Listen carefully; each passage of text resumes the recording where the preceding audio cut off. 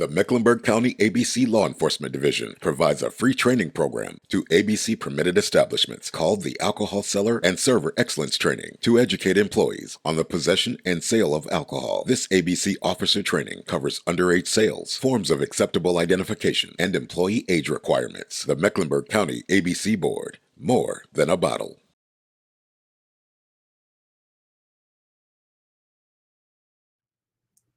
Hello, everyone. I am so glad you are joining us today. My name is Beth Troutman. I am co-host of the morning show Good Morning BT on News Talk 1110 99.3 WBT, and I want to welcome you all to Radio 1 Charlotte's Community Mental Health Series in partnership with the Mecklenburg County Alcoholic Beverage and Control Board. Now, this is going to be a space where I hope that you all can find hope, find resources, and find assistance. Now, over the next several months, we will discuss topics for all of you that can affect your overall mental health and your behavioral health. For this month, our topic is a very sensitive one. September is Suicide Prevention Month. And to provide us with the toolbox needed to navigate this, I'd like to welcome and introduce Kevin A. Markle. He is the Director of Education and Advocacy for Mental Health America of Central Carolinas. Mr. Markle, thank you so much for joining me today for this community health initiative. And again, this is sponsored by the Mecklenburg County ABC Board. It is really a true pleasure to have you with us. Yeah, hi, Beth. Thank you so much for having us and highlighting this hard but important topic. Really grateful to be here. Now, you're right. This is a really tough topic, and I wanted to be a part of this discussion because, like you were saying, suicide is a really tough thing to talk about. I personally have lost friends to suicide, and most recently lost an uncle to suicide. And I know firsthand the pain, I know the guilt, I know the difficulties that come with trying to talk about loss. And for the folks who are part of the process, for them to try to reach out and get help, get assistance. And that's where you come in, and why I am so glad that you are here to open up this discussion and to make things comfortable for all of us for a very uncomfortable topic. At first, I want you to tell all the folks who are watching today what Mental Health America of Central Carolinas is all about, what your organization does. Absolutely, and my condolences for your loss. Unfortunately, we hear this is not a unique story, right? We hear that all the time. Mental Health America of Central Carolinas, we've been providing support services around advocacy, education, and prevention for about 90 years. I haven't been there that long. And our organization does a lot of community-based trainings. We like to kind of say that we meet people where they are to walk alongside whatever that is they're going through. We also offer some counseling. That's something fairly new during the pandemic. We were able to open up a counseling center, particularly focusing on underinsured or people who just can't afford to get healthcare services around their own mental health. So we're very proud of that as well. Everything we offer as a nonprofit, we do for free for Mecklenburg and Cabarrus counties. And the ABC board, that has been such a huge partner for us. So we're able to kind of continue our mission and offer these trainings and supports, particularly at no cost. We want people to have access to education and awareness. That's huge. I mean, I think probably one of the biggest things is access. So everyone has access. Talk to us and to me a little bit about the kind of services you provide to address things like suicide and mental wellness. Yeah, absolutely. So I'm very fortunate to work with a pretty talented team of trainers. We offer several different trainings in the community: mental health first aid, which is an 8-hour course, and it's literally designed for everyday people, right? To kind of understand signs and symptoms, and then how do we approach those conversations with our family members, our friends, our loved ones. Specific to suicide prevention, this is something I'm very passionate about. is QPR. QPR stands for Question, Persuade, Refer, and it is an evidence-based practice out of Spokane, Washington. I've been training that for almost 15 years now.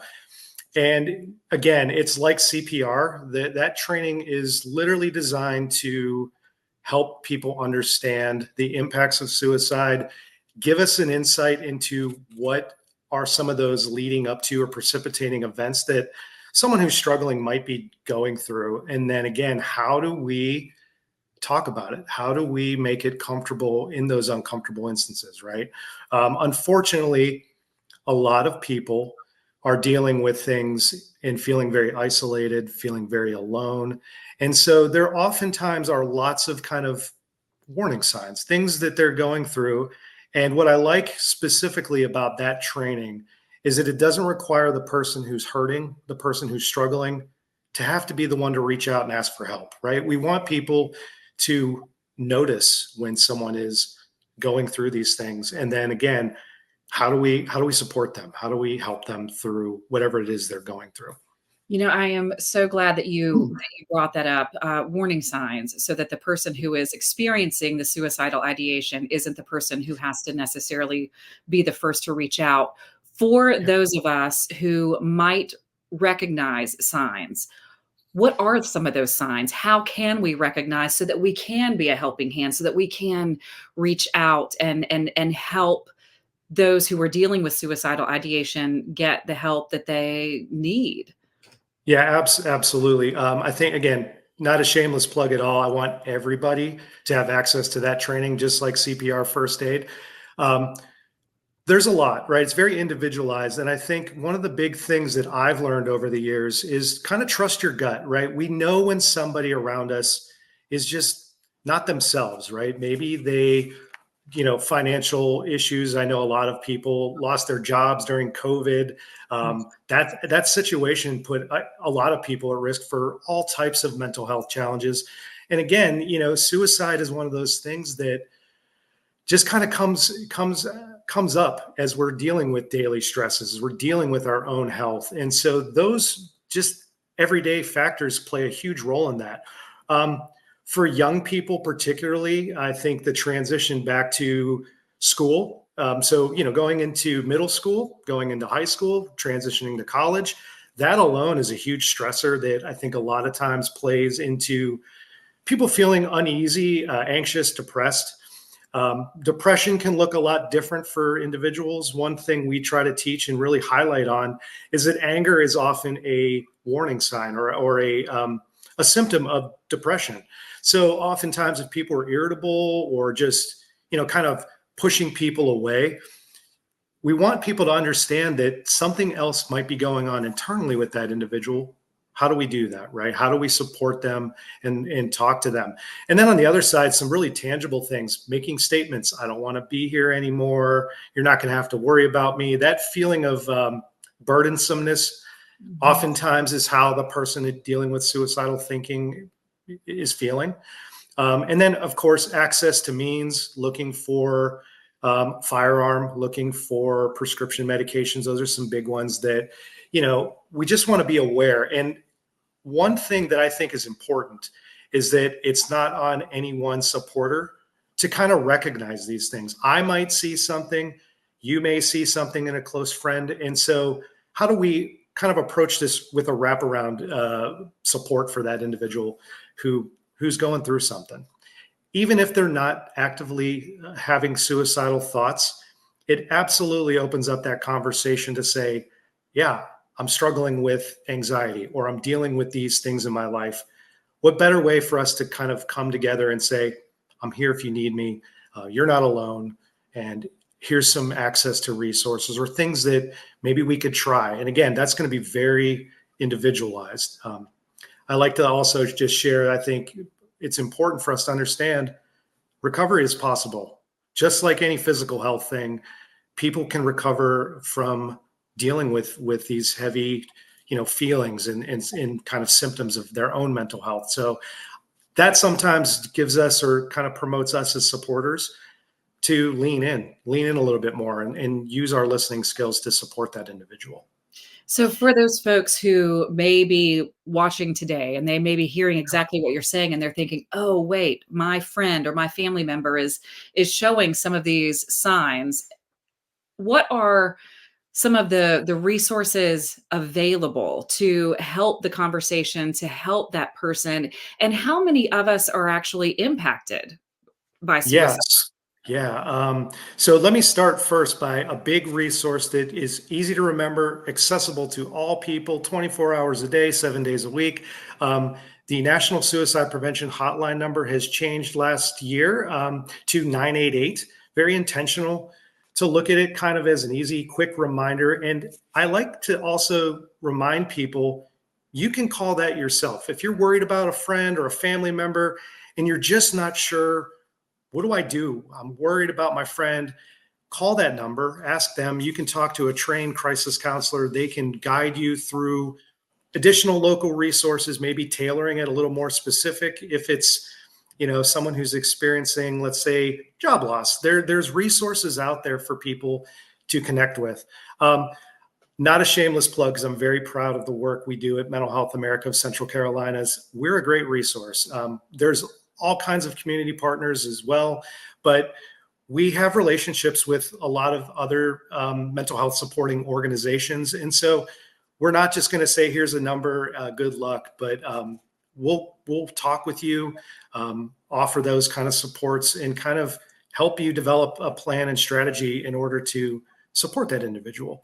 Again, 988, I think, is a really just easy to remember, accessible number for people to have.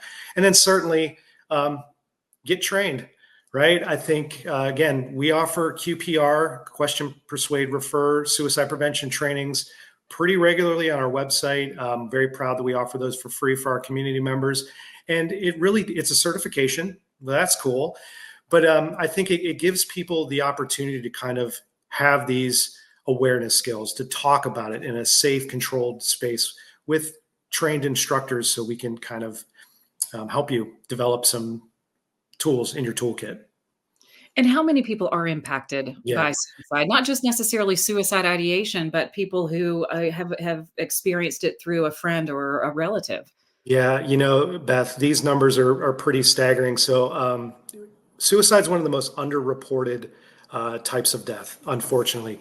Second leading cause of death for ages 10 to 24. And as a parent, I know if you're listening to this, that's hard to hear. Our young people are absolutely kind of at the top of the list when we look at suicide and just the impacts of that. In America, roughly almost 50,000 people will die of suicide. And something that's interesting to me as an educator is that's suicidal death that we know of. When you start looking at, people who are having attempts, those numbers greatly expand. So for every one suicide death, there's approximately 25 people who will have an attempt. And that means they've been seen by an ER, a clinician. That's how we get those numbers. But they're high. The numbers are high. In North Carolina, we're about average. So it's about 16 people per 100,000.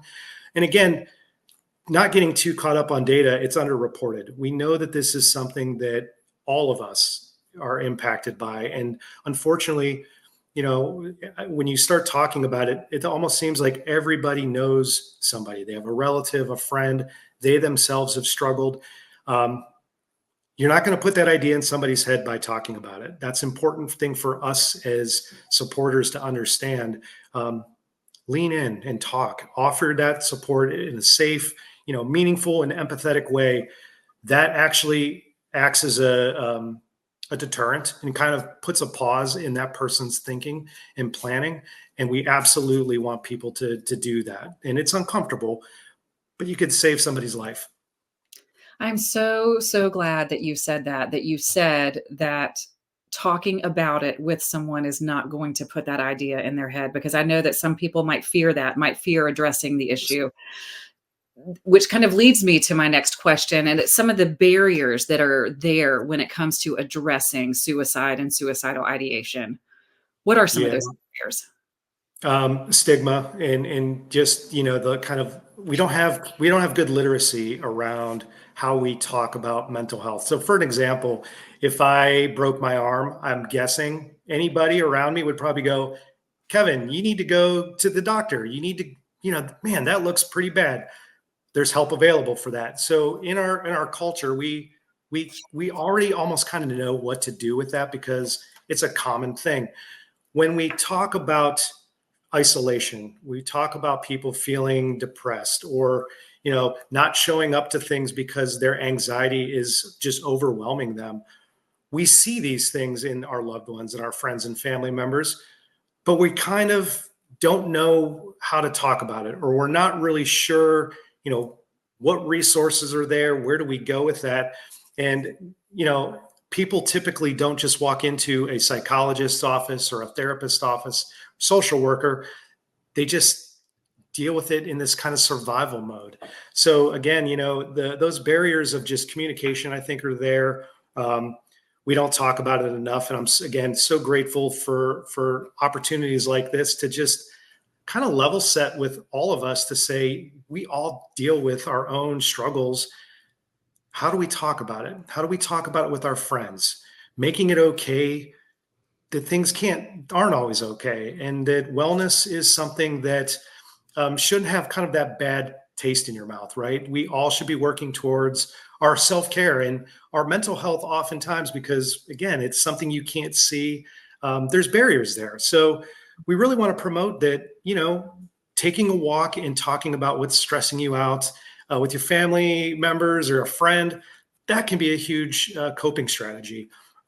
Getting trained, again, I know I keep saying that, but, having a space to come in, take it on, learn, hey, it's okay to ask somebody that direct question. Are you thinking of killing yourself? Have you had thoughts of suicide? Looking for that yes, no response and being prepared to hear that from a loved one. That's hard. That's a hard thing to do. So, a little education there can go a long way. And again, I think if I'm just going to kind of put this out here, we know that substance use and misuse is absolutely correlated with how we look at kind of when someone's struggling with things. So if someone's using or they're drinking more often, or, they're just in that kind of space, what does recovery for that individual look like, right? We always say there's no safety without sobriety, but that is a huge indicator that somebody might be struggling. So if we see these things, getting up the courage to talk about it, getting up the courage to approach them. And if you're not, that's okay. There's other people. You don't have to do that by yourself either. So kind of building those supports around that person can be such a huge lift to get that person, whatever that is that they need. And then kind of going from there. I'm so glad that we're having this conversation and talking about how important it is to normalize the conversation, to normalize talking about when we're not okay. I mean, in this age of social media, we feel like everybody's lives are perfect, right? Except our own, when it turns out we're all at some point in time struggling and we all could use a helping hand at any given moment.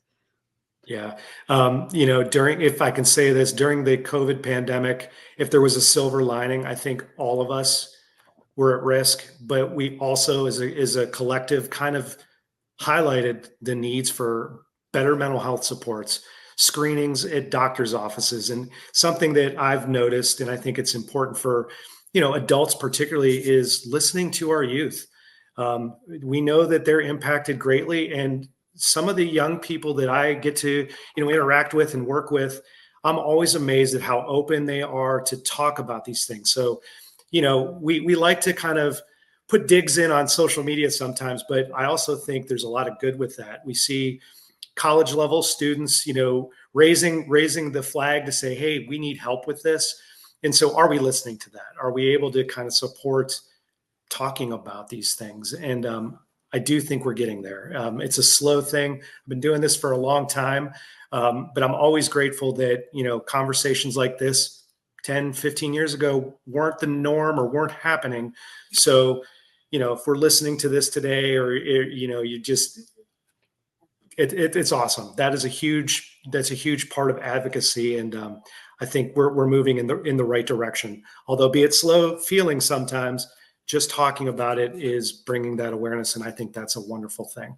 Wow, you're right. Talking about it is a good thing. And you know what? I'm glad that you said that social media can be a positive thing as well. Because you're right. You're right. We do say a lot of negative about social media, but we sometimes don't highlight the positive. Now, we actually have someone else who is joining our conversation today who knows really all too well the challenges and barriers that are in place. I want to bring into our discussion board member McCall Moore. She is a board member for Mental Health America. She joined in 2023, and she is lovely enough to join this conversation. McCall, thank you so much for being here and being part of, as you were just hearing us talk about, this really important conversation, bringing up how okay it is to talk and to be open and to try to encourage that kind of openness. Yeah, of course. Thank you so much for having me and for giving me the chance to talk about it with Kevin. It's a really something I'm really passionate about, and I'm excited for this opportunity. So let's talk about the work that you've done. When did you decide to become involved in Mental Health America, and what made you decide to become involved? What drives that passion in you? Yeah, I kind of have to give my backstory to answer that question. So growing up, I was, always pretty aware of mental health, not only with myself struggling with anxiety and depression, but surrounded by some family members and friends that had it as well. So, I call myself fortunate to have a family that was willing to talk about it, because I know that that's not really a common thing. And so in 2017, I met my fiance, Elliot, who was just the life of the party, the guy that everybody wanted to be friends with. He was just had the most amazing personality, the best smile. You never saw him unhappy. And so we started dating. We got engaged in December of 2020. So right before COVID hit. So we spent the first few months of our engagement stuck at home, which ended up being kind of fun for our relationship. But, again, he was so loving, such a exciting and wonderful personality. I never ever thought to really dig into mental health with him. It was, like I said, my family, we've had it our whole lives. And so he kind of saw it firsthand, how it affected my family and our relationship, but also how hard we tried to help each other and to talk to each other about it. So in January of 2022, he very unexpectedly took his life. I was out of town at the time, and it, happened very quickly one evening. So that was really the trigger point for me to kind of do something about it. Sorry. Oh no, I thank you for being so willing and so open in sharing a story like this one, because it is so incredibly personal. But I have to praise you in your bravery in sharing the story, but also in taking something like this and turning it into action, turning it into trying to help someone else who might be in your shoes, who might be in your fiance's shoes. You have taken probably one of the most painful moments in your life, and you've turned it into a way to try to reach out and love other people. And I want to commend you and tell you that is probably the greatest gift that we can give other people in this world is taking our own pain and instead of letting it crush us, helping it to lift other people up. So I know it's a really hard story to tell, but I want you to know how grateful we are that you're willing to tell it and that you're willing to put your pain into action. Thank you. I appreciate that. And that's exactly it. It's taking the grief and the trauma and all the emotions that a loss like that comes with and putting it into something more positive, which, yes, it's a very hard thing to do, but it has been extremely rewarding, I will say. Well, with Mental Health America, the work that you've decided to do, talk to us a little bit about the mission and some of the programs that are offered.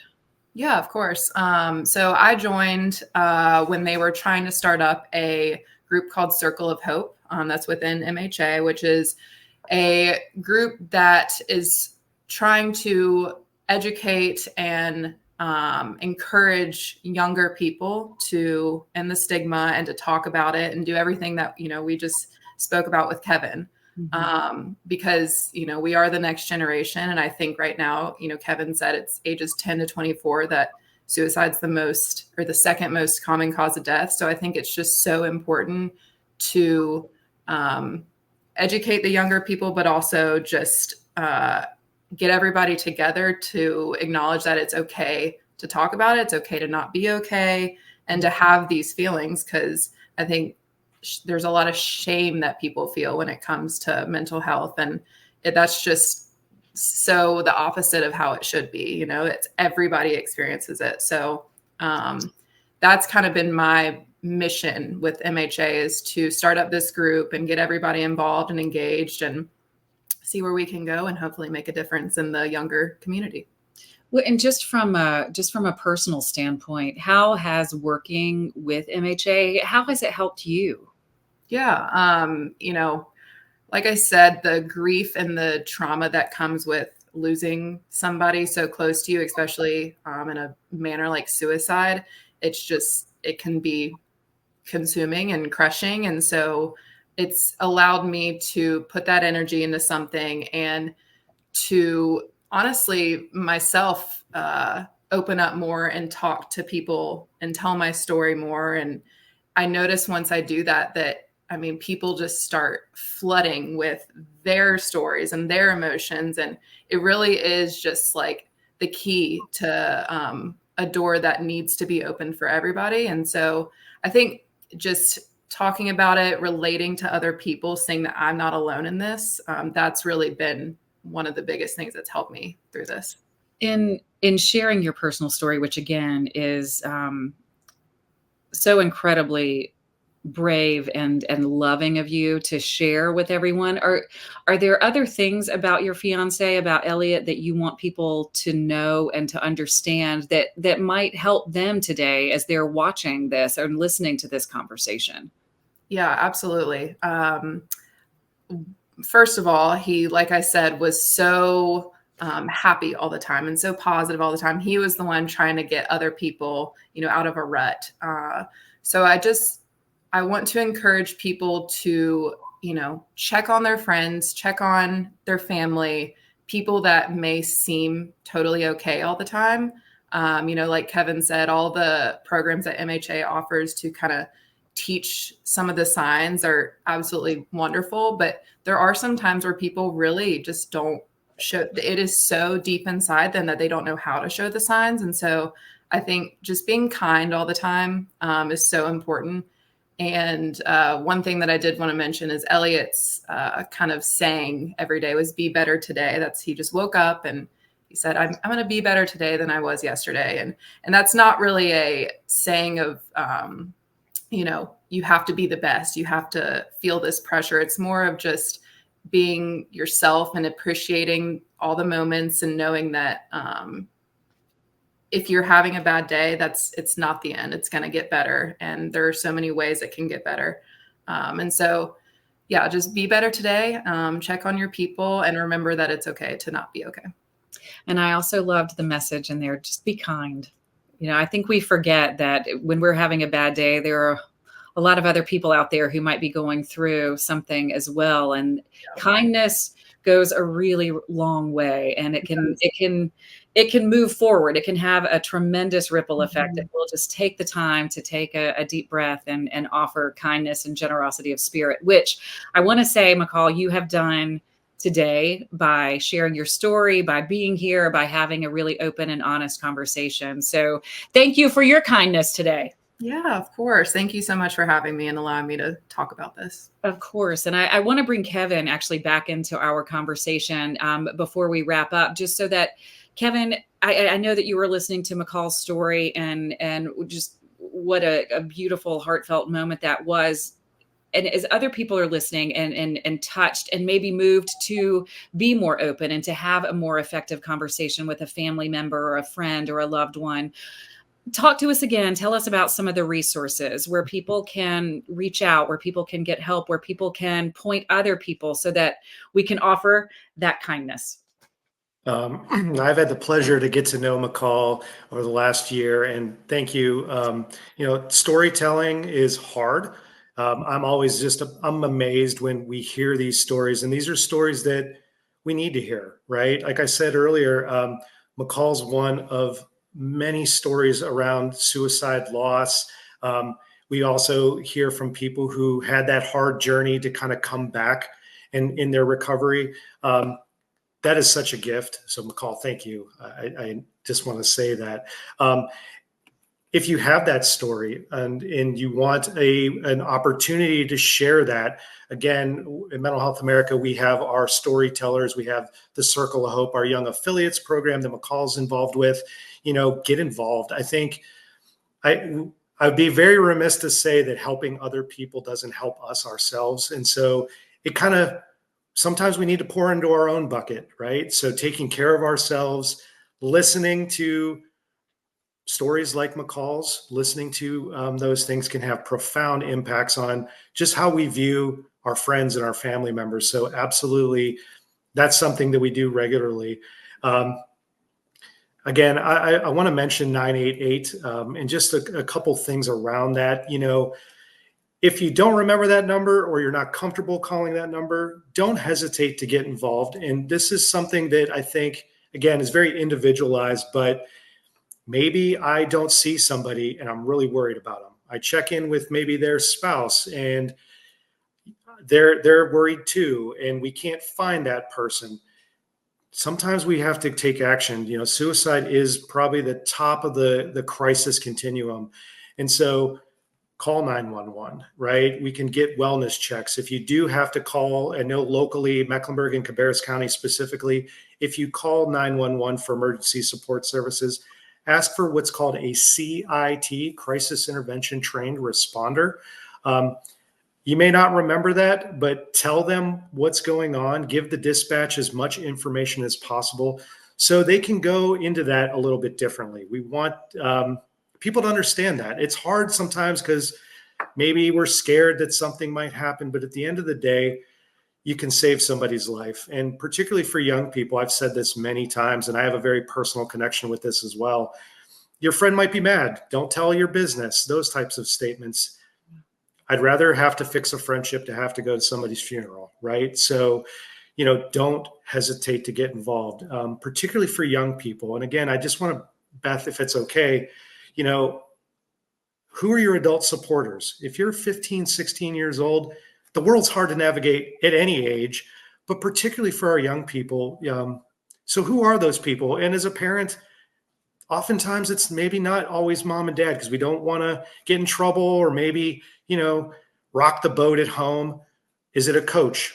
Is it your math teacher? Is it your bus driver, right? Thinking of school based supports and services. There's a world of adults out there that are willing, trained, and able to kind of help in that process. And I think that's really important for all of us to understand. There's lots of resources. There's lots of community organizations. Mental Health America is one. I happen to work there and I'm very proud of the work we do. But getting involved and being able to kind of extend that support to somebody truly does save their lives. So, we have a list on our website of lots of resources, whether it be finding a therapist through our counseling center. And again, that's another great resource. And one thing that I'm very proud of that we do at Mental Health America is that we're not going to just, again, give you a number and say good luck. You're going to talk to somebody. We're going to walk with you through whatever that process is going to look like. We do a lot of work in kind of school-based age with our Parent Voice program. I just want to kind of mention that as an easy, accessible resource. We have family partners who have lived experience raising a son or daughter with their emotional and mental health. And they're able to kind of talk with parents from that lens, right? What does it look like for my student in school? What resources are available for their youth? So again, it's not always just a one size fits all approach. And I encourage anybody, As hard as it can be sometimes, make that phone call, go on the website. Just a little bit of exploring can give you some tools, and then connect with somebody. Sometimes, and excuse me, sometimes when I hear stories like McCall, it's such a good reminder that this is real, that these are real lives, and the impacts are so much greater than just the person who's struggling. Being a part of their healing and maybe putting some barriers before they decide to end their life, that's huge. And McCall, I love that you said check on your strong friends. I think a lot of times we think that the person who has the world and they're carrying the weight on their shoulders, they're humans and they need that help too, right? So opening up these conversations can go a really long way. And again, just like we ask someone to go maybe to the gym or go for a walk or do yoga, hey, tell me about what's going on with you, and genuinely leaning in to listen. That is a huge gift that you can give somebody. And again, are we prepared to do that in a non-judgmental way? So hope that was helpful. Oh my gosh, so helpful. I am, it really has been such a gift to be part of this conversation with you, because I think everything that you both have said today is going to have a tremendous impact on people's lives, the people who are part of this conversation today, people who share this conversation in the days, weeks, and even years to come, that this is a big deal. And I'm so grateful to both of you for your openness, but most importantly for your passion in helping others. So thank you. Thank you. Thank you. And ladies and gentlemen, that actually ends today's discussion. I want to say another tremendous heartfelt thank you to Kevin Markle, Director of Education and Advocacy for Mental Health America of Central Carolinas, and to MHA board member McCall Moore. I hope that you all out there take advantage of the services and the resources discussed right here today. And if you know someone who could benefit from the services provided by Mental Health America of Central Carolinas, please reach out today by calling 704-365-3454. That's 704-365-3454. Or you can go online at mhaofcc.org. And again, a special thank you to the Mecklenburg County ABC Board for making all of this possible today and providing the community the means and the resources for organizations like MHA. We are so grateful to them. We're so grateful to you all for joining us. And thank you for being a part of this really, really important discussion.